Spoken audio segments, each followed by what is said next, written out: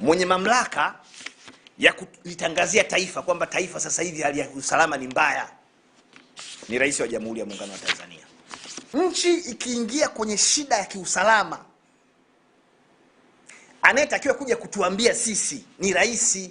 Wewe ni rais, uenda kupoka mamlaka ya rais, huo ni uhaini. Kupoka mamlaka ya rais wakati wewe sio rais na kutekeleza hayo mamlaka ni uhaini kama ulivyo uhaini mwingine.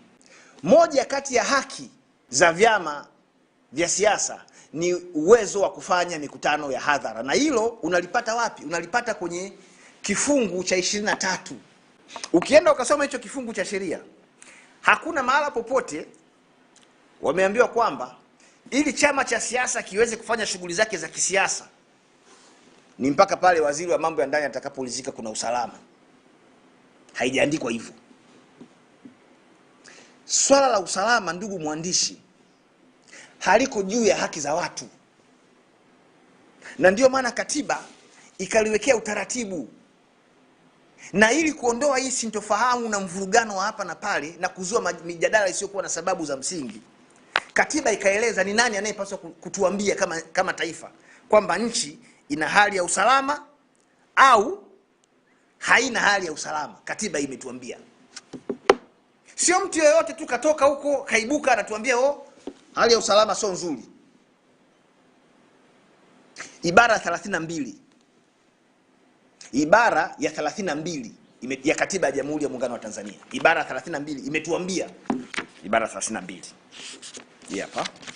Ibara ndogo ya kwanza. Ibara ya 32, ibara ndogo ya kwanza ya Katiba ya Jamhuri ya Muungano wa Tanzania. Bila ya kuathiri katiba hii au sheria iliyotungwa na bunge kwa ajili hiyo, rais anaweza kutangaza hali ya hatari katika Jamhuri ya Muungano au katika sehemu yake yote.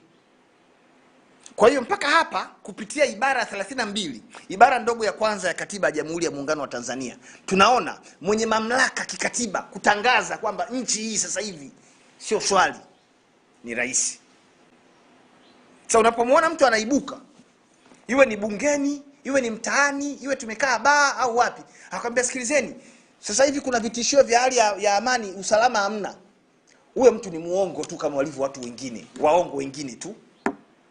Kwa sababu swali ambalo wewe mwananchi wa kawaida unapaswa kumuuliza, brother, wewe au mamlaka ya kututangazia sisi kwamba hali ya usalama sio nzuri, umeyatoa wapi mamlaka hayo? Uhaini sio mpaka upindue tu nchi, upindue serikali, hapana. Kwenda kuingilia mamlaka ya rais ukayavaa, ukaanza kutangazia taifa vitu ambavyo huna mamlaka navyo, ni uhaini. Sasa ni lini sasa rais na yeye atatangaza kwamba hapa kuna hali ya hatari? Rais akiridhika, sana vyombo vinamsaidia, afu ndio vinampelekea taarifa. Sasa akiridhika kwamba taarifa alizonazo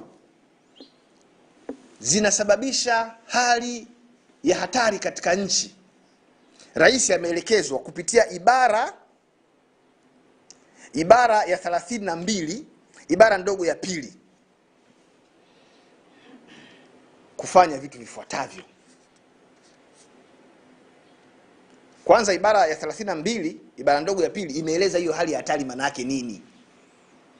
Hali ya hatari, yani ukisikia mtu anakuambia kuna hatari kwenye nchi hii, usalama tena hakuna, maana yake nini? Au tishio la kiusalama, yani maana yake nini ukisikia hivyo? Ibara ya 32, ibara ndogo ya pili imeeleza hivyo. Ni pale ambapo nchi iko kwenye imevamiwa nchi. Yani tumeamka asubuhi leo Idi Amin huyu hapa kaingia, tushavamiwa.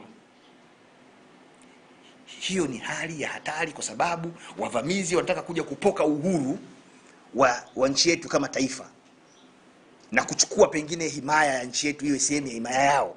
Kwa hiyo rais kwa mujibu wa katiba akiona hiyo hali kupitia wasaidizi wake, taarifa ambazo amezipata kutoka kwa vyombo husika, hiyo hali inampa mamlaka ya kuiita hii kwamba ni hali ya hatari, usalama haupo.